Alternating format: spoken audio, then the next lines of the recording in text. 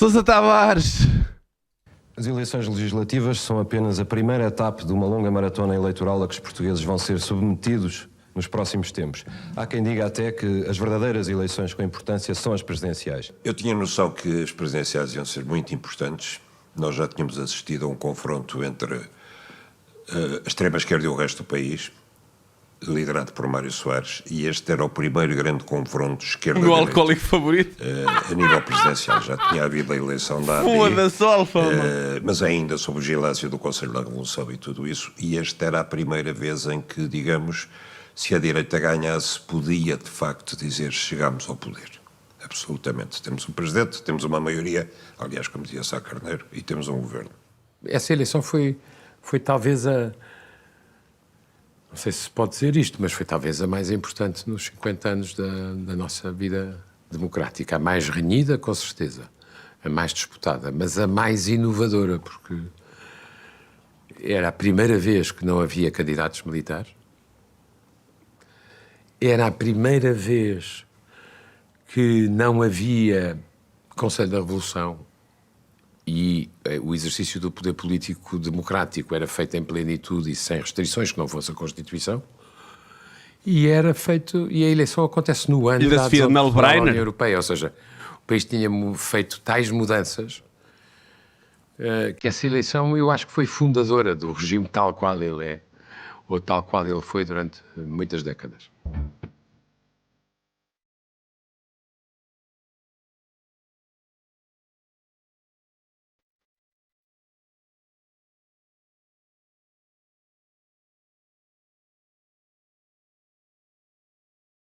Confesso que tenho alguma... Pá, tipo, claro que hoje vivemos muito melhor e o caralho, mas isto devia ser um ambiente do caraças. Isto devia ser mesmo espetacular participar nisto.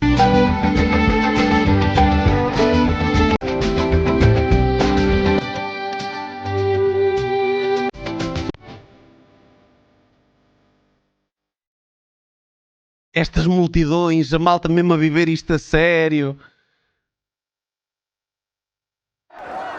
Cavaco saiu das legislativas de outubro com uma vitória importante, mas com uma base parlamentar frágil. Muita coisa ia depender do resultado das presidenciais. Parece Montenegro. Os portugueses devem escolher um presidente que facilite o trabalho do governo, que estimule e incentive a sua ação, que o critique, se for justificado, mas não lhe crie dificuldades e não encaminhe o país para mais uma crise governativa.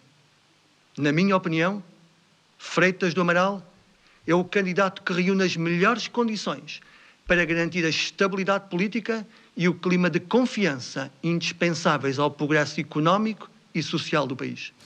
Este discurso lembra-vos o quê?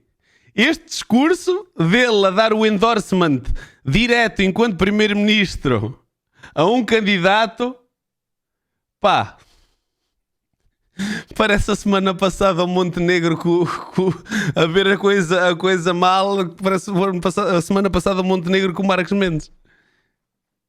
Aliás, o Cavaco é o modelo de política a seguir do Montenegro, atenção. O processo de candidatura do professor Freitas do Amaral é igualzinho, igualzinho, Alfama, isso anda lindo lá no teu partido. Pela mandatária nacional, a escritora Agostina Bessa Luís, acompanhada pelo diretor político da campanha, Daniel Proença de Carvalho. Eu achava que ele era uma personalidade com um perfil adequado a poder ser presidente. Podia ter algumas dificuldades apenas porque, sendo um dos fundadores do partido mais à direita, o CDS, podia ter dificuldades no PSD, enfim, no eleitorado mais centrista. O Dr. Proença de Carvalho está aqui connosco, é o diretor de campanha do professor Freitas do Amaral. Eu recebo 43, Alfama. Política, na qualidade de diretor político da campanha, isso pertence aos comentaristas. Curiosamente, poucos meses antes, Proença de Carvalho também tinha posto a hipótese de se candidatar à presidência da República. Freitas do Amaral propôs-lhe um acordo. De facto, comecei a sentir que podia ser uma das personalidades que podia protagonizar um projeto de reforma, de mudança para o país, e verifiquei que tinha realmente acredito bem.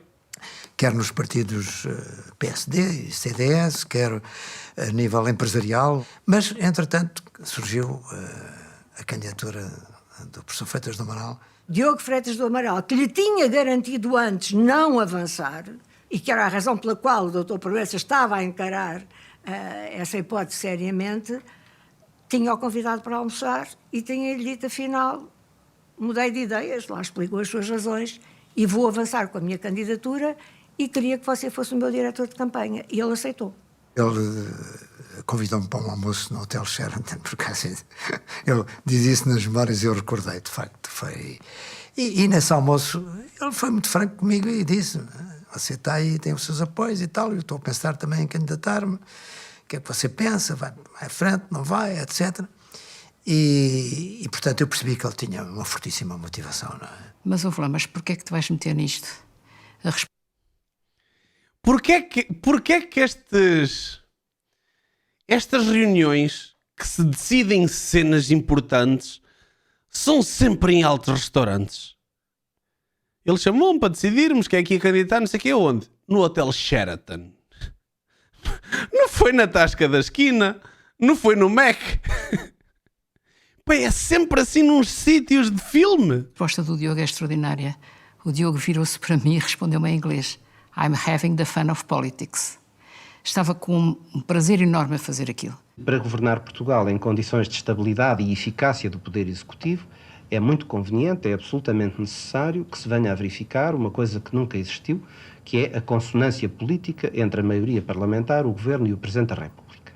A certa altura eu começo a sentir um bocado também, não é, que há essa unificação, ou seja, estávamos a voltar ao velho espírito de 1980, da onda de centro-direita capaz de apoiar, gerou um movimento de apoio que nunca se tinha visto, a não ser, de facto, nos momentos de 1980 com a AD. E depois a campanha começa também a ter características quase, eu diria, quase culturais, que foram extraordinariamente importantes.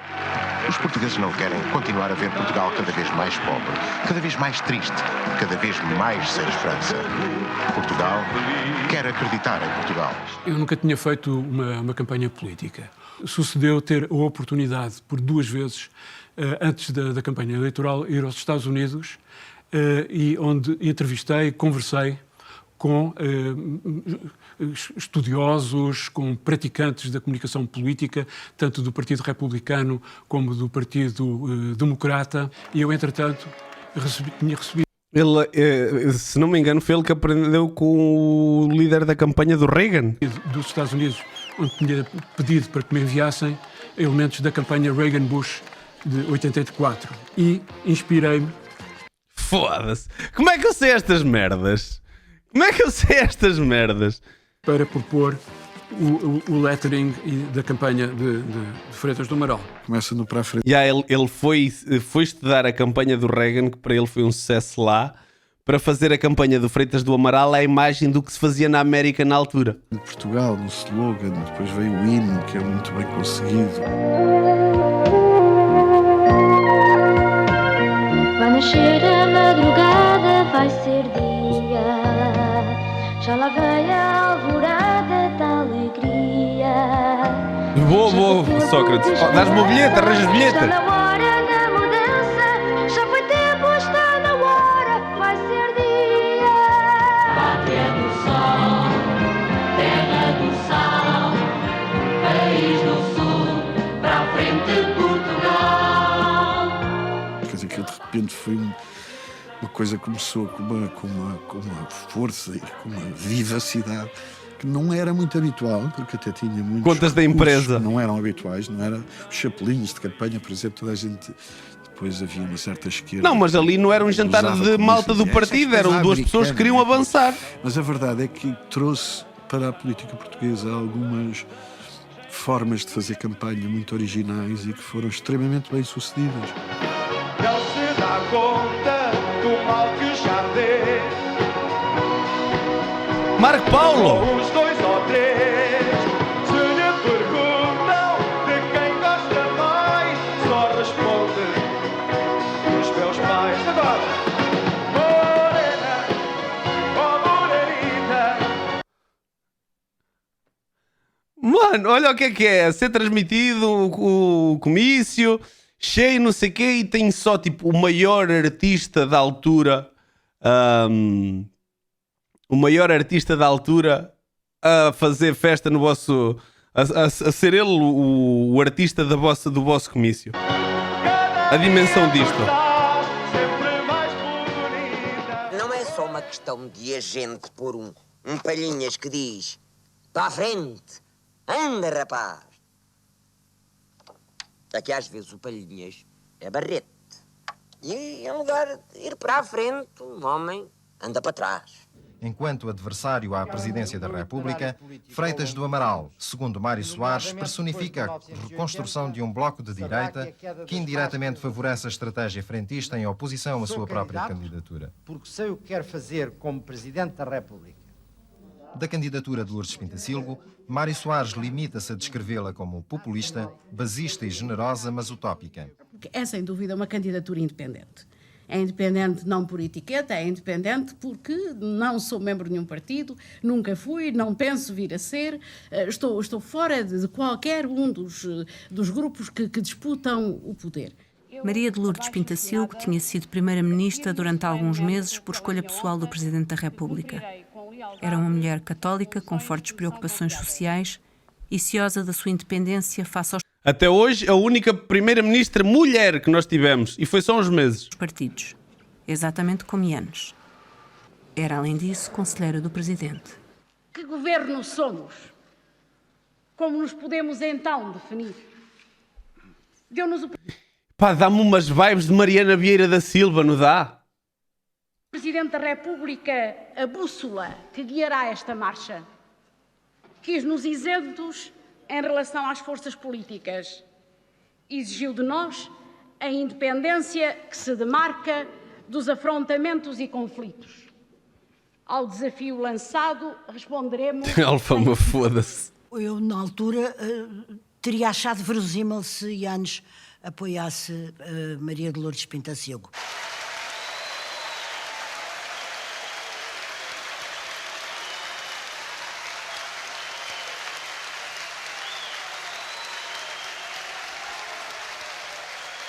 Eu acho que todos tínhamos na altura essa perspectiva, porque a Maria dos Pintacilgo vinha da trajetória que tinha tido. Relembrem-se que ela é a do primeiro episódio que tinha dito ao jornalista para não meter o nome dela na sondagem, mas depois, como ela ficou à frente tipo por bué, ela decidiu candidatar-se.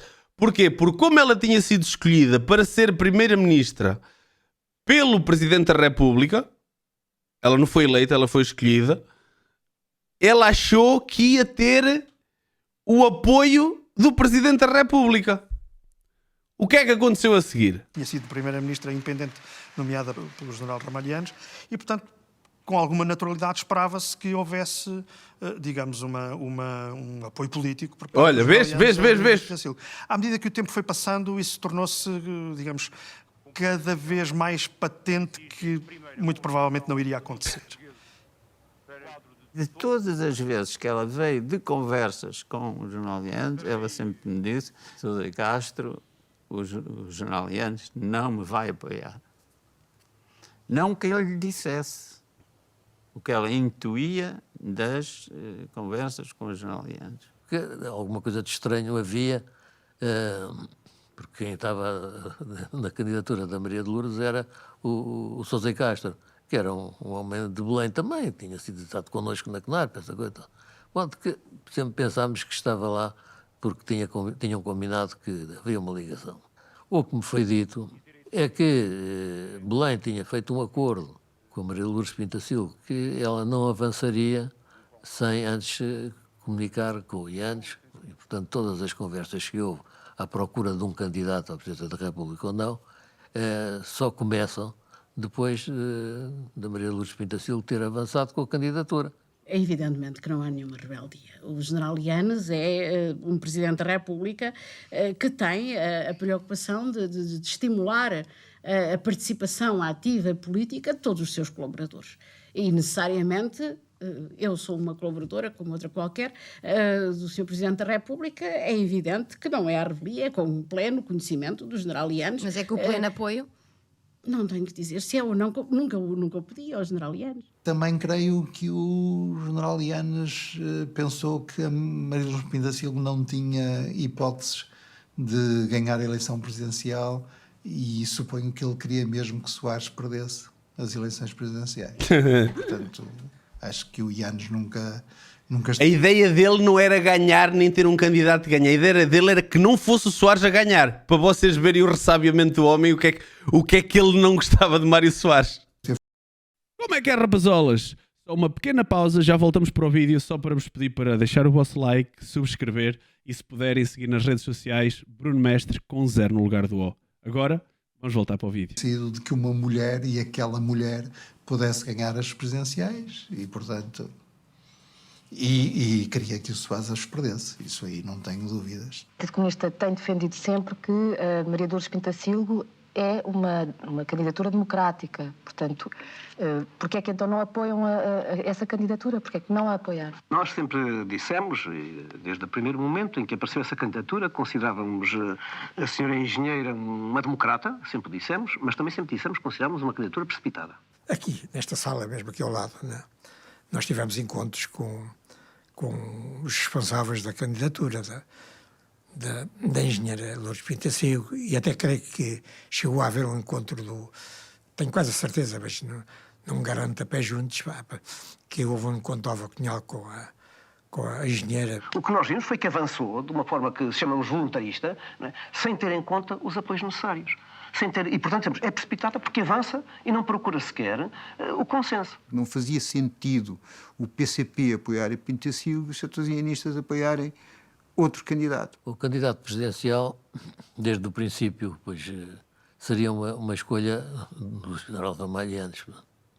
Não se ia avançar com nenhum que ele não apoiasse. A proposta que tinham era o Costa Brás. Manuel da Costa Brás foi um dos militares com papel mais relevante na instauração da democracia.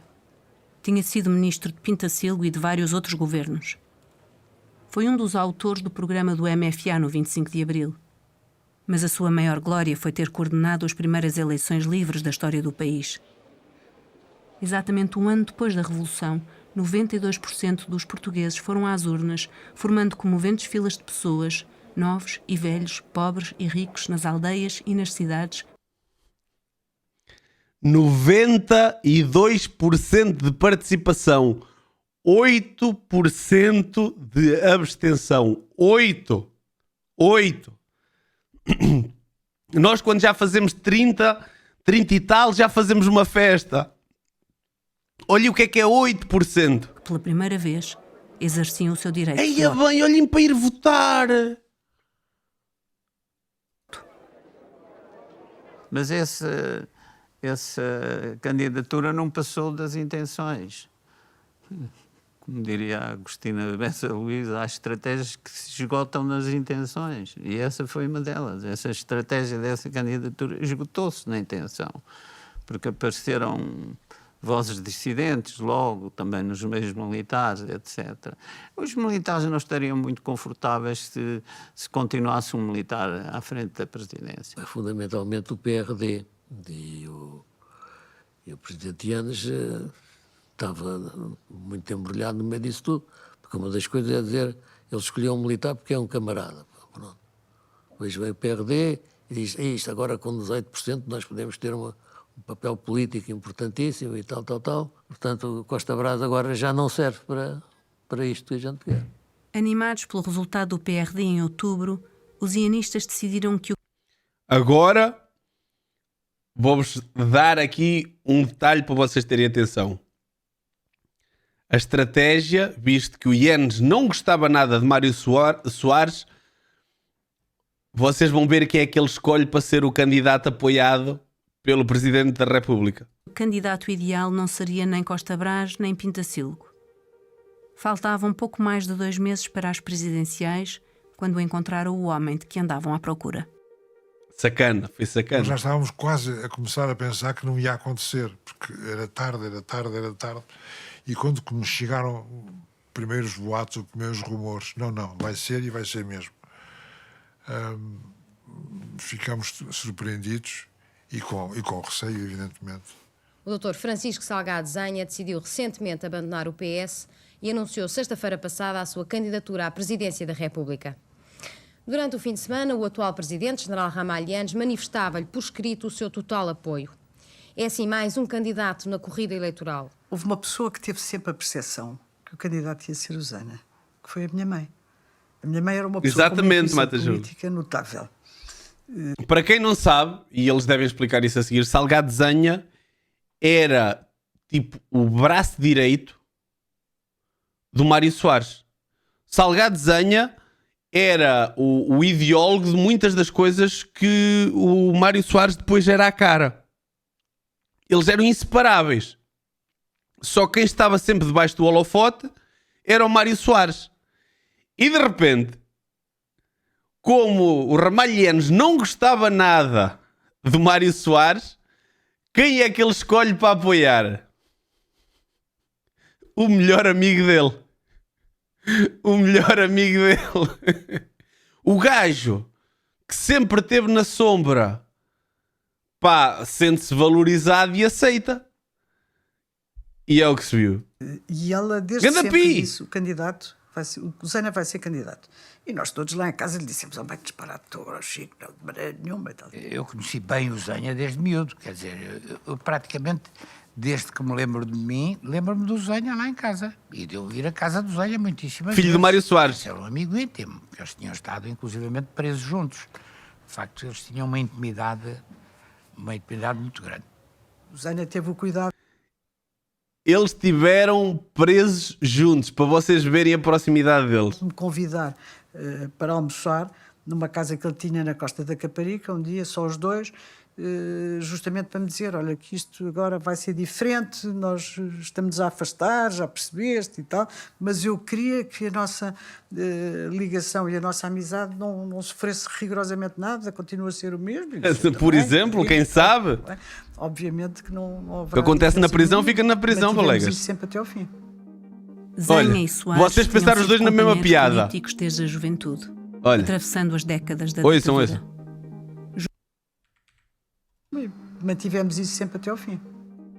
Zenha e Soares tinham sido companheiros políticos desde a juventude, atravessando as décadas da ditadura.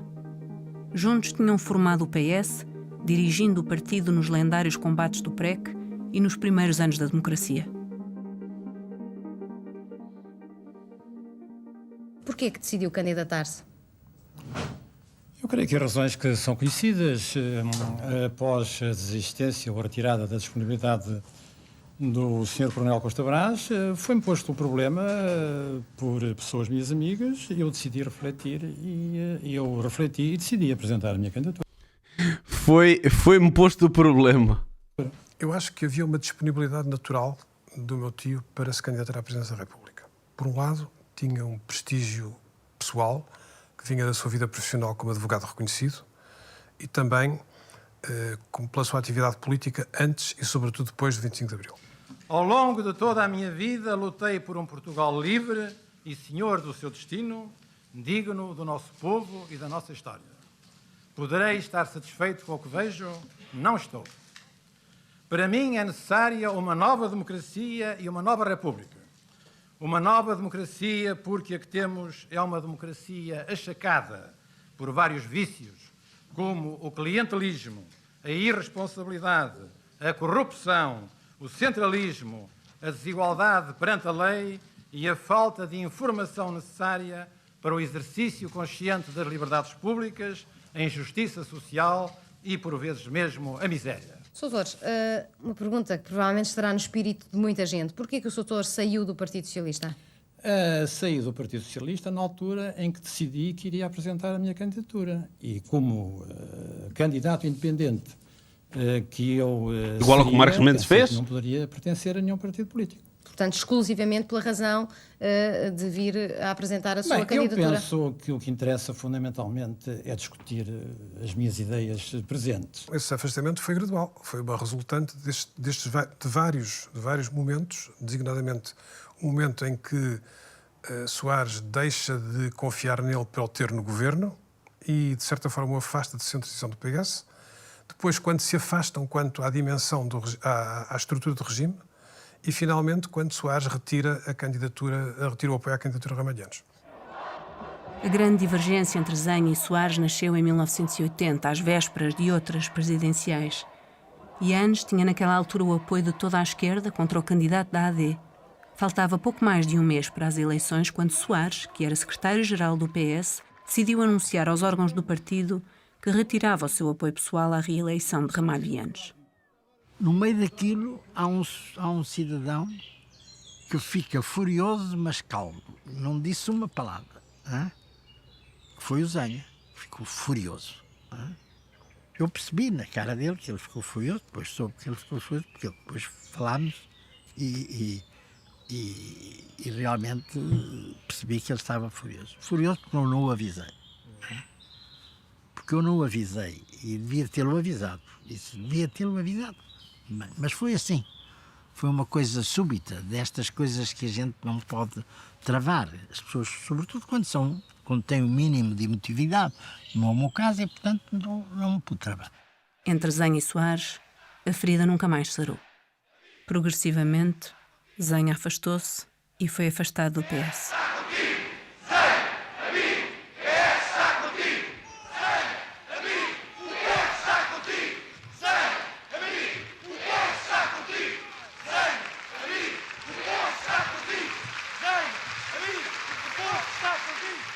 Ao mesmo tempo, estreitou-se entre Zenha e Yanes uma relação de confiança mútua. O Zenha saiu, teve todas as suas zangas com o partido com ele, com o Soares, mas o Zenha deixou, no Partido Socialista, deixou um capital, um lastro de respeito, de amizade, de camaradagem. Quem descobriu o Zenha tirou da cartola Qual era o quadro? Era um do PRD.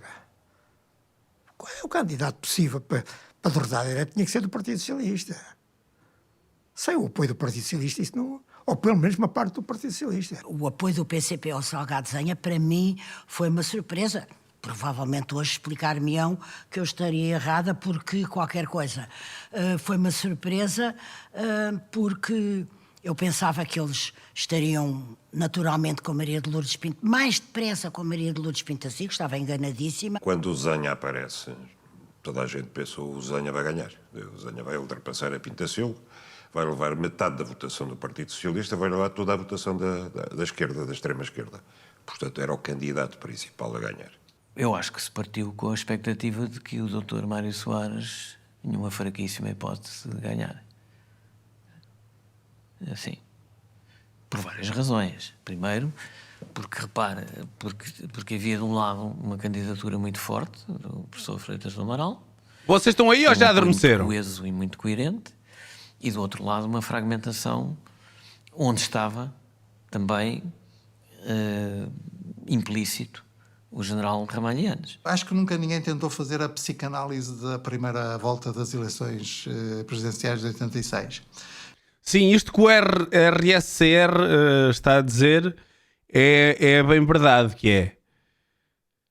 O PCP apoiou o Zenha porque o Cunhal também não ia à bola com o Soares, que era a maior hipótese para pedir Soares de ir à segunda volta. Isto é 100% verdade. Com o pós-25 de Abril e toda a luta pela liberdade e pela democracia de Mário Soares, que depois se torna ali, naqueles momentos pós-25 de Abril, adversário do Álvaro Cunhal, houve ali muitas situações, desde debates, habitats na imprensa, etc., que eles não se podiam ver também. O Mário Soares, efetivamente, agora que o gajo pensa, ele tinha problemas com toda a gente, pá. Ele era um gajo problemático. Tem Arvino muito amarelo pelo follow. O Yanes não podia com ele, o Cavaco Silva não podia com ele, o Cunhal não podia com ele, ninguém podia com o homem. Porque ela é muito importante do ponto de vista político, de facto são as grandes primárias na esquerda portuguesa, mas o lado psicológico, até psicodramático, não é menos curioso, porque há uma dupla traição que Francisco Salgado Zenha, Malgré Louis, encarna em 85. É a traição do número 2 ao número 1, portanto, é a traição interna ao PS, a traição entre aspas, não é? Mas a entrada em cena de Zenha e o apoio manifesto do zianista Chazenha significou também uma traição de Yanes a Pintacilgo. O quadro dos candidatos que iriam a votos estava por fim completo. Eram todos eles figuras muito conhecidas. 4 protagonistas da nossa primeira década de vida democrática. Os convidados desta noite vão ter ocasião de mostrar não aquilo que valem, porque isso já o demonstraram em numerosas ocasiões e publicamente, mas sim o que pensam sobre essa imensa tarefa a que aspiram, a de serem o Presidente da República dos Portugueses nos próximos 5 anos. Antes, porém, recordemos abreviadamente o percurso de cada um deles. Estou a falar em termos pessoais, não era o que eu diria no ecrã. Freitas do Amaral era um produto da Faculdade de Direito de Lisboa, típico, muito professoral. Era super comum, Edu. Era super comum isso. Primeira-ministra em Portugal. Uma mulher de convicções e uma simpatia de pessoa. Francisco Salgado Zenha, um homem que talvez pudesse ter sido um rei na República. E era seguramente o advogado que eu gostaria de ter se algum dia tivesse problemas sérios com a justiça. Mário Soares é aquele tipo com quem a gente pode ver o Lawrence da Arábia, pode ir comer umas sardinhas, pode dar um passeio na praia, ao mesmo tempo pode discutir política a sério. Eu acho que... Esta introdução, foda-se. É um gajo que a gente pode ir comer umas sardinhas. Tens sido as raras ocasiões em que a política estava mais nas conversas do dia a dia do que estava ao futebol, por exemplo. As divisões eram mais Soares Freitas e Zenha do que Sporting Benfica Porto. Olhando para as 3 candidaturas que apareceram na esquerda, tomáramos nós hoje em dia que houvesse uma eleição com candidatos daquele nível. Qualquer dos 3. Muito bom, pá. Muito bom. Muito bom. Grande shout-out à RTP. Segundo ela contava, ele roubou imenso em Angola. E mesmo aos portugueses, terrenos, casas, tudo. Pá, muito essas histórias. Claro que nós nunca sabemos se é verdade, se há algum fundo de verdade nisso. Uma parte são teorias da conspiração. Mas há muita gente isso. A história do Marfim. Há muitas histórias sobre isso. Agora há uma coisa que nós não podemos tirar, que é uma das maiores figuras de sempre da nossa política. E poder assistir a este documentário tão bem feito sobre as eleições mais importantes da nossa democracia, pelo menos as mais renhidas, é muito bom. Muito bom. Como é que é, rapazolas? Chegaram até ao fim? Por favor, subscrevam, deixem o vosso like e sigam Bruno Mestre com 0 no lugar do O em todas as redes sociais. Para vocês não custa nada, para nós é uma grande ajuda. Até ao próximo vídeo.